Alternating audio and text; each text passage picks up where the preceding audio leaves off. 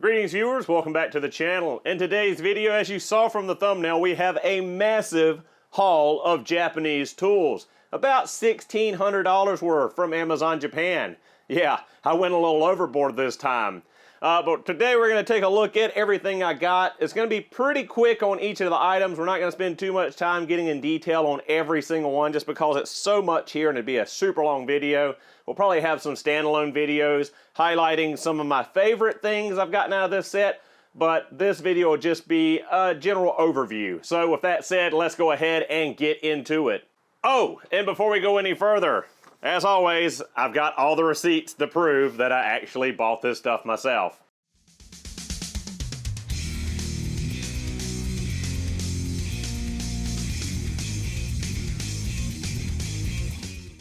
Alright guys, so we've got so much stuff here on the toolbox, I can't even get it all in one shot. So really quickly, I'm just going to go through from left to right and talk about what we got. So we've got two KTC Kyoto Tool Company wrench sets here. One is a combo wrench set, one is a double offset box end wrench set. We've got a set of Tone flex head crow's feet sockets. We've got the HiKoki third generation of their 36 volt or multi-volt triple hammer impact. We've got the Makita TD172 DZFY, their new impact for the LXT 18 volt system. We've got a set of engineer pliers with extraction screwdrivers. We've got two Asahi wrench sets. Actually, we've got four wrench sets. We've got two here. This is the Lightool, which is a combo wrench set and a double open end wrench set. And then we've got the Asahi Revowave. Actually, we've got five wrench sets. We've got two Revowaves over here, a combo wrench and a double box end. And then we've got three Lightool, which is the double box end, double open end, and combo wrench set. We've got 4 sets of Fujiya Pliers. We've got one set of small flush cut nippers. We've got a set of long nose flat bill pliers. We've got a set of angled flush cuts, end tip flush cut. Then we've got a set of engineer angled flush cuts. Then we've got a pair of Mary electrical connector disconnect pliers. We've got another set of engineer pliers in a wooden box. It's a limited edition one. It's a set of the Nijisaurus GT pliers and the Tatsuan shears. We've got the little engineer Nijisaurus mascot plushie here. He's got a little microfiber cleaning cloth hidden down in his mouth that you can pull out and retract. It's supposed to go on your phone. I didn't even realize that. It's got a little plug here that goes in your audio jack. It's like a little charm for your phone. Apparently that's big in Japan. We got a set of engineer stickers. We've got some Asahi Lightool combo wrenches, 8, 22, and 24 millimeter to fill out this set. We've got from Trustco, same as Toyo Steel, we've got a liner for that little Toyo Steel toolbox my girlfriend got me way back. We've got a Vessel battery maintenance screwdriver. We've got unboxed the Makita and the HiKoki impact. We've got an Asahi Lightool 3/8 ratchet, and then we've got two Koken items barely in frame over here. We've got the Koken ratcheting tap wrench socket set, and we've got a Koken stud setter socket set. And as I said before, I've got all my receipts here for everything purchased. All right, guys, so I'm going to try to put all this stuff into chapters down below, so you can skip around if you like. We're going to start off with the novelty items. That is our little Nijisaurus mascot, our engineer stickers, the Vessel battery maintenance screwdriver, and the liner for the toolbox. Might as well get that out of the way. It's just a sheet of foam to go in the bottom of that steel toolbox to keep it from getting scratched up when you put tools in it. Pretty cut and dry. Engineer stickers, we've got, I believe, 3 of the small and 3 of the large stickers. I already threw one in the back window of my sandbar.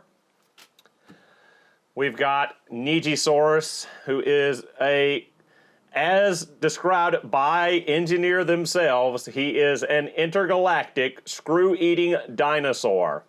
And you really can't tell in this plushie, but they have other plushies and other renderings of the mascot I'll put up on screen, where his head is supposed to look like the Nigisaurus pliers with the jaws and the teeth, and his head kind of hinges like a pair of pliers, and he's got his little screws for his joints. A neat little booger. I thought it was like a keychain charm to maybe hang up on the rearview mirror of the sandbar or something. I didn't realize it was a phone charm, that this hooks into the audio jack on phones from years ago, because no phone now has an audio jack basically. And you've got that microfiber towel that pops out of his mouth. And funny enough, inside of the little red microfiber towel here is a little tiny caterpillar. So apparently he doesn't just eat screws, he eats caterpillars. And then you just pull the cloth, or pull the tail there, and it retracts the cloth into his mouth so it doesn't get dirty. So moving on to an actual tool, and that is the Vessel 5700BD. This is a battery maintenance screwdriver. It has a 10mm sized opening here for your battery terminals, for the lead-free battery terminals like most Japanese vehicles run, so you can disconnect your terminal ends. And it also has a screwdriver tip for the batteries that have the little plus-sized caps there that you need to add water and acid to. So this isn't for the maintenance-free batteries that we see here in the US. This is for ones like, I think ATVs and stuff still run that style battery. But yeah, it's a screwdriver for the battery caps and a wrench for your terminal ends. It is of the crystalline model with the crystalline handle on it. Just a neat little thing. I don't think it was a couple of bucks to pick up. Next, we'll take a look at the Fujiya Pliers. As I said before, we've got a end tip flush cut, we've got a angled flush cut, we've got a traditional nipper flush cut, and we've got these duckbill long nose pliers to look at. So we'll just get them all opened up and take a look at them. So we'll take a look at the back of the packaging real quick, if it'll focus for us, where we can take a look here at each of them. All of them are made in Japan, except, ironically, for one, is actually made in Italy, which was quite interesting. This pair right here is actually made in Italy, not in Japan. I'm sure all of you can read this kanji perfectly fine. So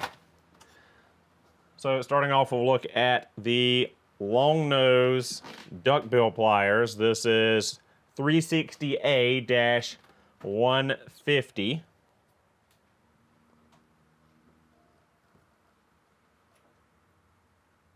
Super bright sheen on that. And this is just a complete flat tip on it. No kind of knurling or machining. Nothing grip-wise.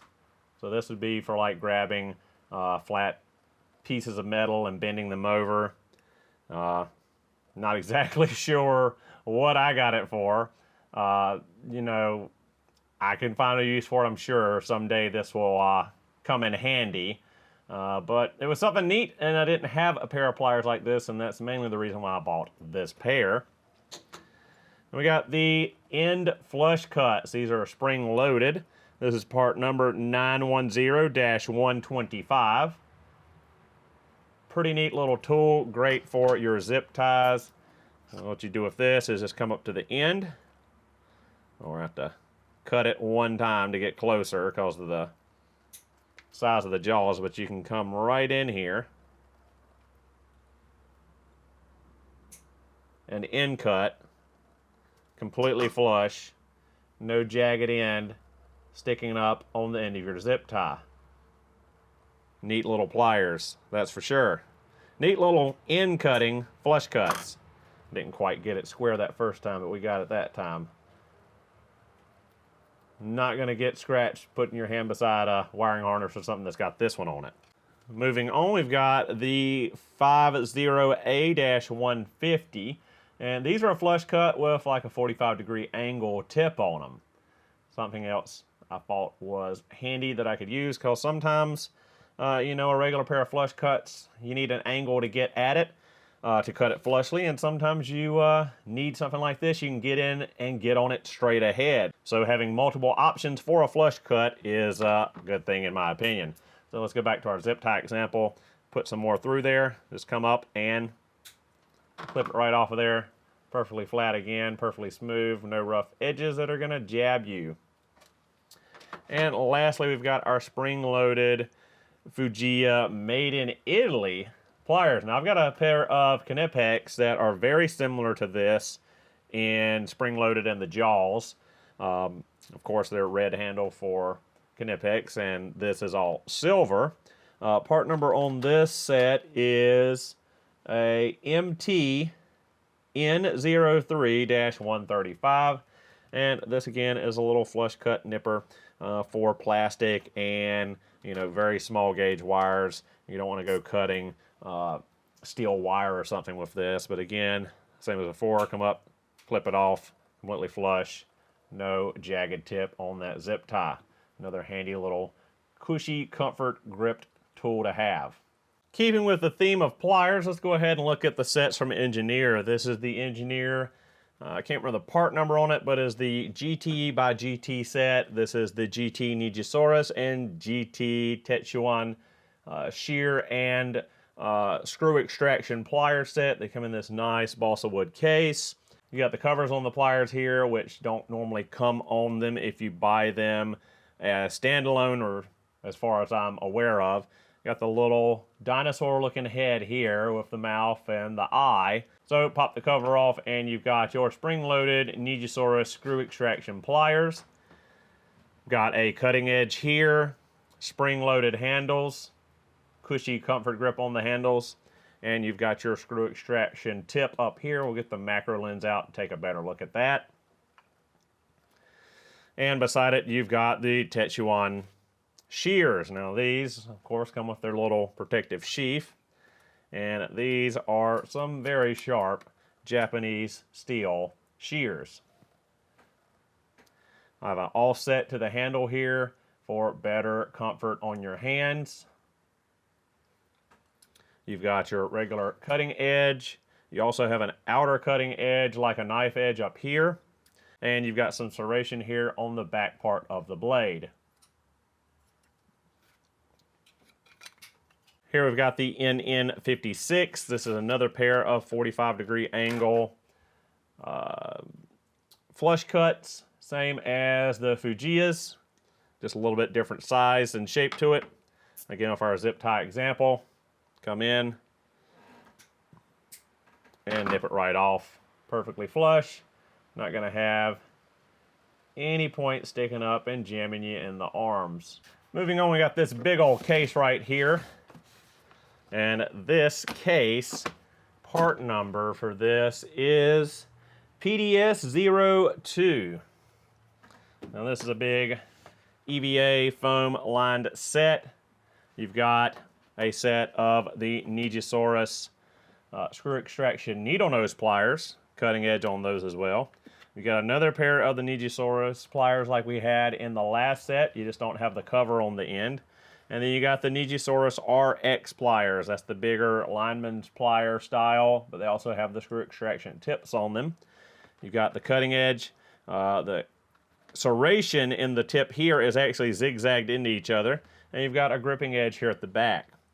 On this side, you've got a handle for hand-turning bits. And the bits you get here are extractor bits. You've got one for a 4mm hex, a 5mm hex, a 2.5 to 3mm hex, and two here for number 2 sized screws. Very funky ends on these. Have not tried them out, obviously, I just got it. But interested to see how they work as compared to just using the pliers. Now, the pliers only work on like button-capped head screws where you can get a bite on them. If they're countersunk, then you're not going to get them out with one of these because you have nothing to grab onto. So that's what these here are for trying to grab onto those that are already stripped and rounded out. Which, if we look in the instructions, we've got a overview of that. of what kind of tear out of a screw you can use to hopefully get it out. You want to hammer it in snugly, use the little T-handle to turn it, but it shows you how to drive it in, and again, where you are going to be getting them out. If they're this rounded out, you're probably not going to get them out.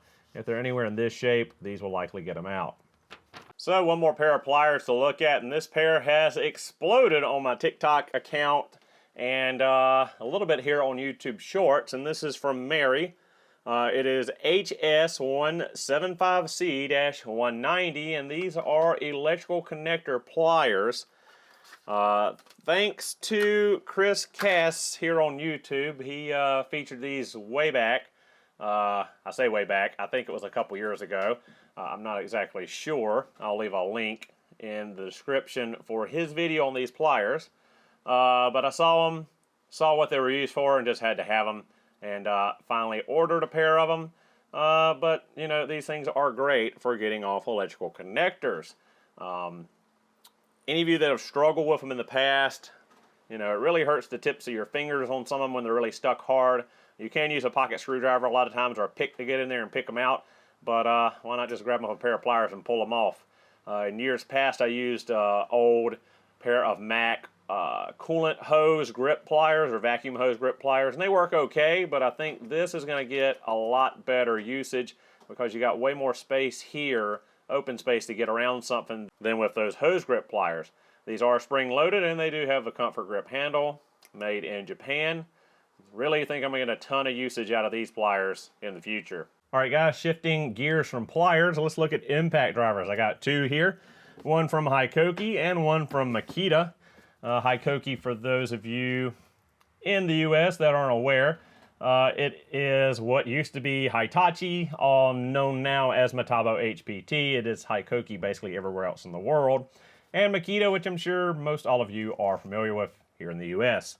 Now, when I first started buying power tools for carpentry, construction work, things of that nature, when it came to the choice between picking a platform and staying with it, I did a poor job because I didn't stay with it. But between Milwaukee and Makita, I went for Makita because I'd had Makita tools in the past. My dad had Makita tools, when power tools were first coming out. He had the old big stick battery NiCad drill and flashlight set, ran forever, never died. And one thing I liked about Makita is most of the stuff was still made in Japan, but recently they've shifted a lot of production to China for, the U.S. market. Now, the top tier impact driver in the U.S. market for the LXT 18-volt system right now is the XDT16, which I do have, and unfortunately, it's made in China. The TD172DZFY, FY stands for the color code, which is fresh yellow. Yes, this is a yellow Makita. Those of you who might be scratching your head, wait a minute, that's DeWalt's colors. Well, in Japan, you can get Makitas in a wide variety of colors. They had yellow, white, gold, black, burgundy, a lighter red, purple, regular Makita blue, a green, I think there's a brown. There's just a ton of different colors you can get of Makita impact drivers in Japan. So this is the new top tier impact driver. We don't have an equivalent yet for the US market, but I'm sure in the next little bit it'll be coming out. Not sure what they'll be naming it, but basically it's got the same specifications as the XDT16. They basically streamlined the head where it's not as bulbous as the XDT16, and they've changed the control panel down here. Now this control panel on this one, of course, is in Japanese kanji, but it is different than what the XDT16's layout is, and the Japanese version of the XDT16 that predated this one, I can't recall the numbers offhand, I'll put it on screen. So back to my original point, if you buy Makita tools in Japan, you can still get Japanese-made Makita tools, this one here, made in Japan, rather than made in China. And as we've seen, I believe AVE did a video tearing down a Japanese and Chinese Makita, and I believe that Project Farm tested a Chinese and a Japanese Makita, and the Japanese Makita came out on top. They used better bearings in them. I believe they've got a bigger impacting mechanism or a different material the impacting mechanisms are made out of. And I believe the electronics are a little bit better constructed on the Japanese model than the Chinese model. So, again, got it one for the weird factor of it being DeWalt colors. Made a TikTok on it, and that thing went crazy. Everyone, why, how did you get a yellow and black Makita? And, you know, it's the new Makita, so it's the new, more powerful impact driver. You can't have too many impact drivers, apparently. And I say that because I've got two in just this little haul right here. So this, for you that are familiar with HiKoki and Metabo HPT here in the US, this is their multi-volt 36-volt system.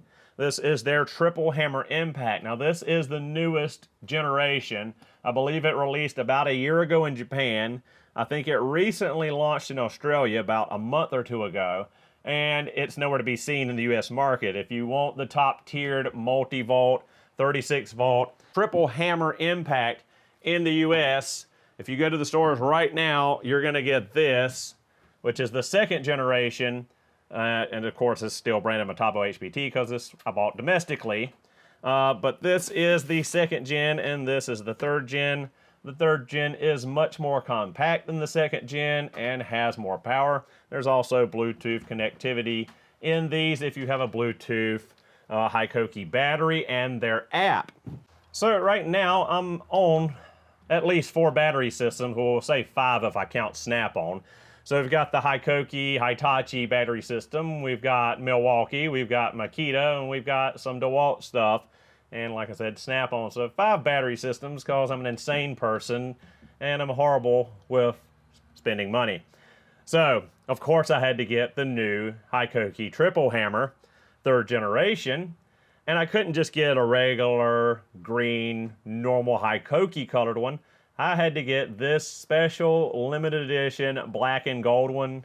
And man, this thing is sharp by any measure with the blackout on the front here, the gold HiKoki and everything here. And it even comes now on this 3rd generation, they have these side plates that have all these anodized colors that you can switch out. And of course it comes with gold side plates. Also, even the touch panel up here, the control panel for your impacts, is gold and black. Pretty daggum neat. It does now have a tri-LED setup here, whereas the Gen 2 had a single LED under the nose. As we talked before, it is more compact front to back, and it does pack a better punch. Another thing that I thought was really interesting is all the Japanese impacts come with the wrist strap attached from the factory. Now, there's a spot for them if you buy them in the US, if you want to add them later, but they don't come with them. And also, the side belt clip is massive on the Japanese models compared to the US spec models. I'm not sure why that is, but they've got these humongous belt clips. Let me grab my 2nd gen US model and show you that there is quite a difference there in the overall length of that belt clip. Massive difference. Just thought that was very interesting. I don't know if it's part of their safety measures or what have you in Japan. I'm assuming it goes along with the fact that they have to pin their impact sockets to their impacts with either the little clips like Koken makes or the pin in the O-ring. I guess it's like health and safety in Japan like the UK has, or OSHA in the US. I'm not exactly sure. But again, it's just a badass all black and gold impact, and why not? I've already got like 15 impacts. Why not another impact driver? So what good is showing you an impact driver if I don't put a battery on it? So Makita's still using their dual LED light setup, one on either side. You've got your quick shift trigger, which the XDT16 had. It's programmable for changing your modes down here, where you don't have to stop and push down here. You can just go up here and click.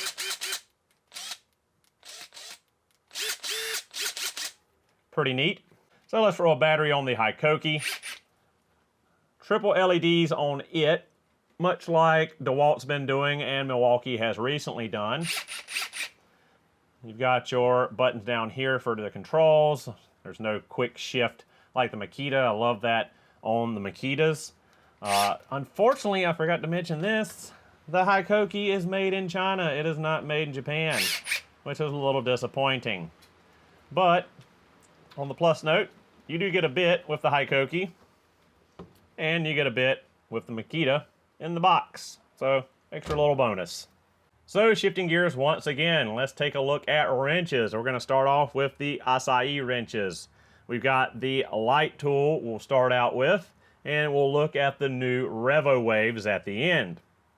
So I've got a couple of combinations here. As I said before, a 24, a 22, and an 8mm. Those are just to supplement ones that are missing from the set here, because I believe it only goes 10 to 19, and I wanted a full set of these made in Japan, right there on the sticker.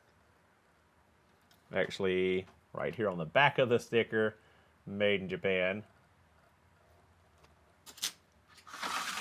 We'll set those to the side. Now, these two here are roll case sets. Neat they got this little buckle instead of the traditional Velcro. I really like that. Now, this is our double open end set. It is a 5.5mm all the way to 24mm. So really quickly, you've got 5.5 by 7, 8 by 10, 11 by 13, 12 by 14, 17 by 19, and 22 by 24. Just a double-ended open wrench set. Now, being that these are Lightool, they do have lots of metal removed from them to be as light as possible, which is where the Lightool names come from. You can see they've got notches of material missing here, but it's still flat across like a normal wrench.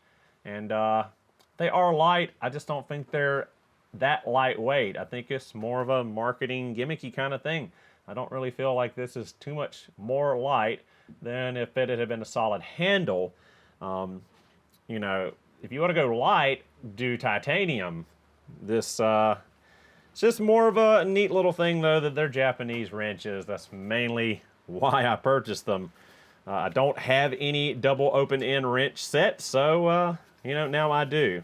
Again, in the case if I ever need them, but probably won't, because I've got just so many wrench sets. But I just love wrenches. I don't know what it is about wrenches. I love wrench sets. All of y'all that have seen my toolbox tour know that wrenches and sockets are one thing I just can't seem to get enough of. So now with the combo wrench set, again in the little roll bag with the clip clasp enclosure. As I said before, this is a 10 to 19 set, so we are supplementing with the loose individual wrenches that we bought. Again, I'm not sure why they add a 13 in here yet skip a 15. I know why they skip 15 and 18, because on Japanese vehicles and basically everything, all they have any fastener on them is a 10, a 12, a 14, 17, 19, 22, 24. They try to keep to just those sizes. It's normally European and domestic vehicles before you start seeing 13s, 11s, 17, 18s, and 15 millimeters, and 16 millimeters for that sake.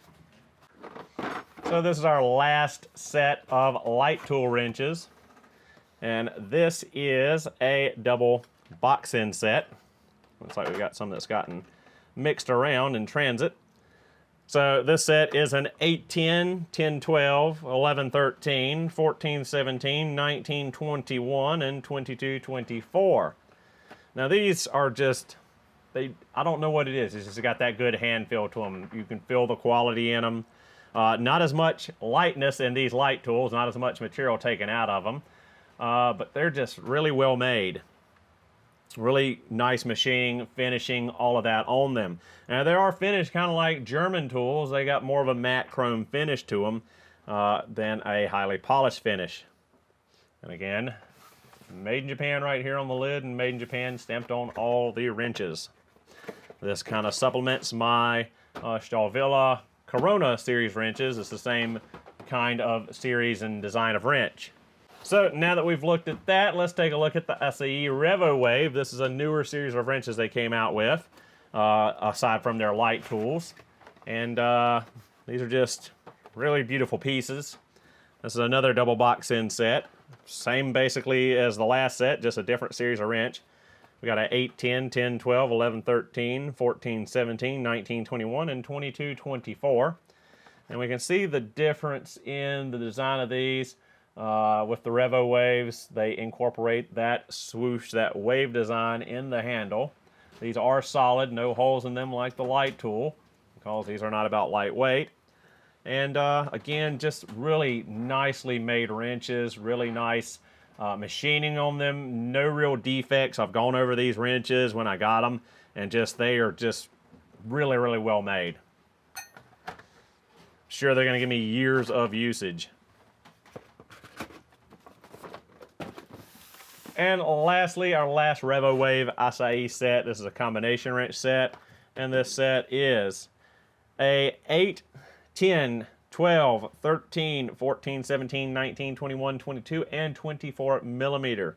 Again, like before, they have the wave design in the handle for the Revowave series. And again, I've looked them all over for blemishes, for issues in them, and they are just immaculate. There is nothing really to disparage about. These are really, really high quality. And I mean, they're really showpieces. They really are so nice. You'd hate to use them and dirty them up because they're just so well made and so nice looking. But they're tools and they're going to get used. But before I forget, we got one more Asahi product, more Lightool. This is a 3/8 inch ratchet in the Lightool design with the open skeleton here in the handle. I believe it's a 72 tooth design, and it's not made in Japan. If you look on the sticker, there is no made in Japan anywhere on here. Usually when something's made in Japan, they are going to let you know because of the pride in their own workmanship. Now, looking at the reversing lever and looking at the mechanism, I believe this is Chinese or Taiwanese. It seems very similar to the mechanism in Harbor Freight's Pittsburgh Pro ratchets. So, yeah, likely Chinese or Taiwanese. I did not expect that. I expected that to be a Japanese tool. But now I know, and I'm glad I only ordered the 3/8 ratchet and none of the others in the series that they offer. Alright, so now we can take a look at the KTC Wrenches, the Kyoto Tool Company.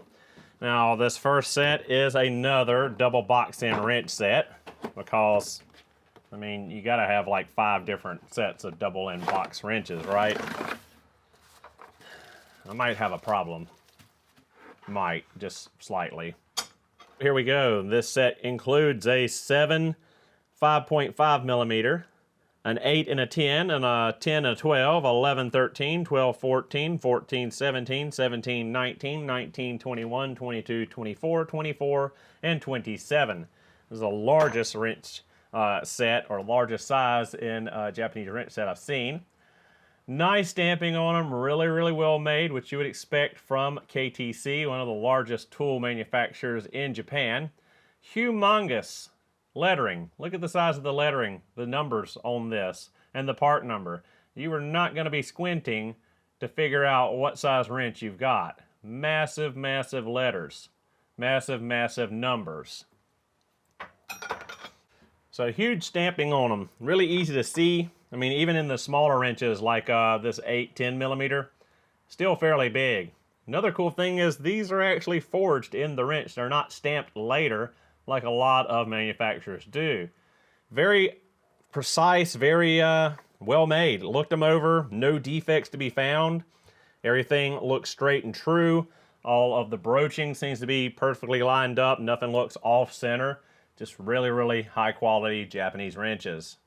Oh, another thing, the wrench trays. These things are like really thick ABS plastic. They're not that really thin, like blow mold or vacuum form plastic like Snap-on trays are made out of. Yes, I'm disparaging Snap-on this. KTC, these are some thick trays. These things are going to last for years. Those trays you get with your wrenches from Snap-on, I mean, you're good to get 15 years, 20 years out of them before they just start falling apart in your hands. I'm not exactly sure what they're made out of, but they just don't stand the test of time. They just start breaking up and get very brittle. And here's our second set, another combination wrench set, because, I mean, if you got one combo wrench set, you might as well have 20 different brand combo wrench sets, right? Again, really thick, heavy tray. Love this. Love these trays.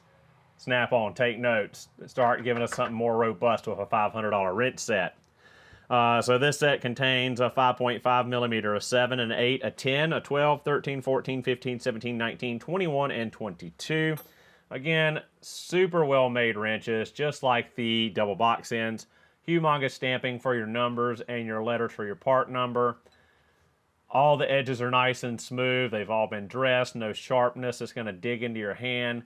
All of the ends are broached centered. Nothing is offset. Nothing looks funky. No defects in the open end. Just looked them all over, and they are just primo wrenches, and they're not that expensive.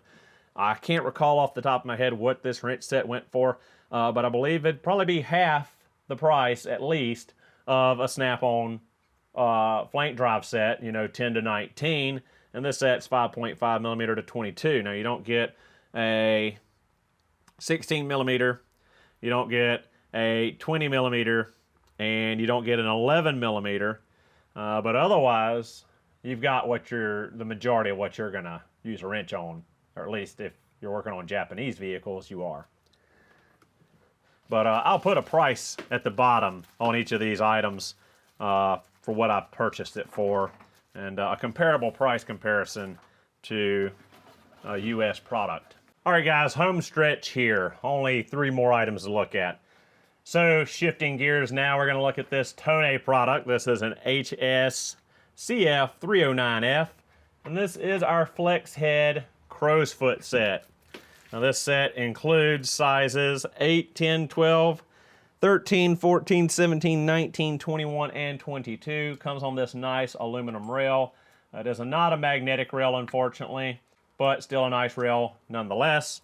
Now, these are not made in Japan, unfortunately.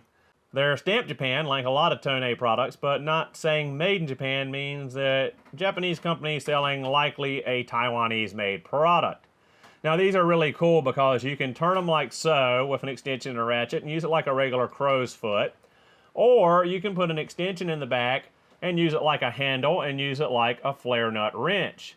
So really handy. A lot of times when you're using a crow foot, you need a little bit of an angle on it. If you don't have like a wobble extension, you're kind of out of luck. And sometimes a wobble extension doesn't give you quite as much angle as you need. So I see these being quite handy in the future. Likely get some use out of them on my Duramax on my fuel lines if I have to go in there and replace injectors and fuel lines again, which hopefully I don't. All right, guys, home stretch here. Last 2 products, best for last. 2 products from Koken. We've got the 3261 ratcheting tap socket set, and we've got the 4203 MF stud setter sockets. Let's get them open and take a look at them. Start off with the ratcheting tap socket set. Now this set, like most Koken products, comes in a beautiful red painted steel case. Pop it open, and of course, we've got some Koken stickers. Cannot not have the Koken stickers, guys. So we've got tap sockets here, and we've got from an M3 all the way up to an M14. These will hold the majority of your taps and extractors that have a square drive on the back. We've got our ratcheting T-handle here. Now this is nice because you can lock it where it does not ratchet. Use it like a regular tap wrench. You can go forward and you can go backwards with it. And you get a nice 3/8 Koken extension. Got that nice chunky knurling like they're known for, and they got the nice chunky knurling right there on the tap sockets as well. So here it is locked, where you can use it like a regular tap wrench. Flip one switch.